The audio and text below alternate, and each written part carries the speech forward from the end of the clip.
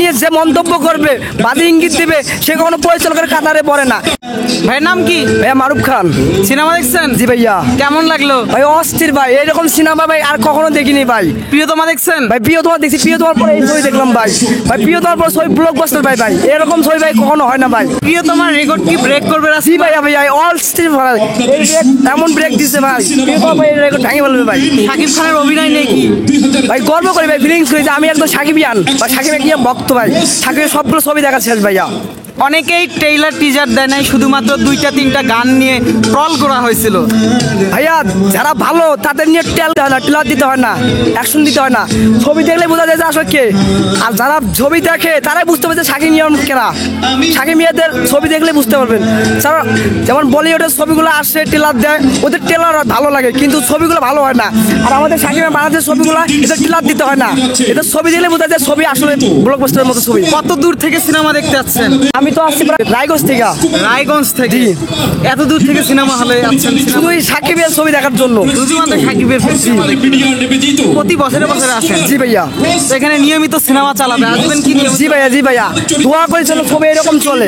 আর সাকিব ইয়ার ছবি থাকবে ইনশাল্লাহ। সাকিব যতদিন বেঁচে আসছে বাংলাদেশ ছবি ততদিন চলবে। সাকিব মরার পরে এই ছবি আর চলবে না।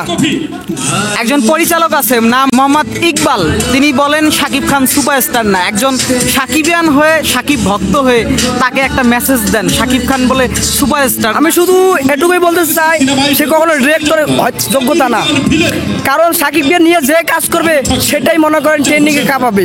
আর সাকিবকে নিয়ে যে মন্তব্য করবে, বাজে ইঙ্গিত দিবে, সে কখনো পরিচালকের কাতারে পড়ে না। সে কখনো একজন ডিরেক্টর ভালো হতে পারবে না।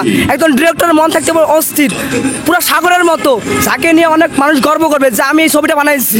কিন্তু সাকিবকে নিয়ে যে ইঙ্গিত করে, বাজে কথা বলে, সে কোনো পরিচালকের কাতারে পড়ে না। আমি চাই সে যেন কোনো ছবি করতে না পারে বা তার কোনো ছবি যেন না চলে হলের মধ্যে। দেখতে পাচ্ছেন তাহলে সাকিব ভক্তদের আসলে মতামত কিরকম ইকবালকে নিয়ে। দেখুন, আমাদের বাংলাদেশের বললে ভুল হবে, বিশ্বের সবখানেই সাকিব খানের যারা সমালোচনা করে, বিশেষ করে এই প্রযোজক মোহাম্মদ ইকবাল, তার উপরে ক্ষুব্ধ সব সাকিবিয়ানরা। তো আপনারা আসলে যারা দেখছেন তাদের কি মন্তব্য এই ইকবালকে নিয়ে, মন্তব্য করতে অবশ্যই ভুলবেন না। এবং ভাই আপনাকে অসংখ্য ধন্যবাদ। আমি শুধু আপনাকে একটা কথাই বলবো, আমি আপনার অনেক জুনিয়র ছেলের বয়সী, আমি আপনাকে কোনো ছোট করবো না, বাবার পর্যায়ে দেখি। কিন্তু স্যার আমি একটা কথা বলবো, আপনি চলচ্চিত্র নিয়ে কাজ করেন, আপনি চলচ্চিত্র নিয়ে কেন আপনি এত বড় একটা অপমান করলেন? সাকিব ইয়ানকে কেন অপমান করেন? আমরা সাকিব ইয়ান, আপনি কি একটা বলবেন সাকিব এত ভক্ত?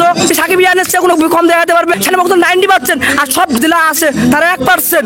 আপনি সাকিব ইয়ানকে নিয়ে ভক্ত, আপনি এত বড় একটা কথা বলছেন, আপনি এত বড় একটা অপমান করছেন।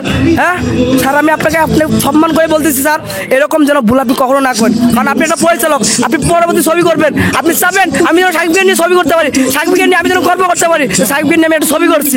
আর আপনি এমন একটা কথা বলছেন, সাকিবকে না, পুরো সাকিব ইয়ানকে আপনি অপমান করছেন। অবশ্যই এটার জন্য তাকে আমার জন্য ক্ষমা চাইতেছি, পারলে আমাকে মাফ করে দেবেন। ধন্যবাদ।